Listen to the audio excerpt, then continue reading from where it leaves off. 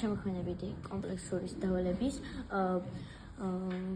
პირობა იყო ასეთი. შექმენი მცირე ზომის მოთხრობა, სადაც მთავარი მოქმედი პერსონაჟი იქნება უპასუხისმგებლო დედა სირაქლემა. წესები გაითვალისწინა. შეურჩიეს სათაური. ნაწარმოებს ჰქონდეს დასაწყისი, შუა ნაწილი და დასასრული. ნაწარმოებს ჰქონდეს სიუჟეტი და დასკვნა. სათაური არის უპასუხისმგებლობას რა მოყვება. ერთი დედა და ასე იწყება. ერთი დედა სირაქლემა მის შვილებს საერთოდ არ ვულიდა.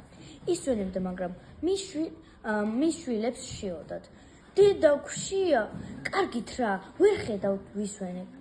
კარგი დედა, მაგრამ ქვშია, დამანებით თავი.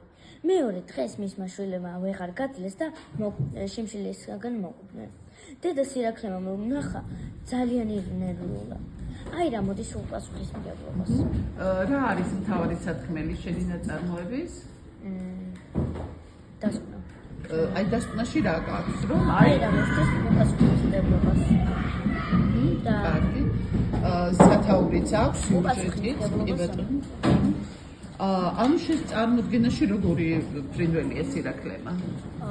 ჩემს წარმოდგენაში არის ცუდი, მაგრამ სიმართლეში არის, ანუ კეთილი თავისუფლება. არის აი შენ ნაწარმოებში შევახალ, ხო? ნაწარმოებში არის ცუდი დედა, არულის, მის შვილებს ეს ზოგადად დაგჭა ეს წარმოდგენა, ხო? მადლობა.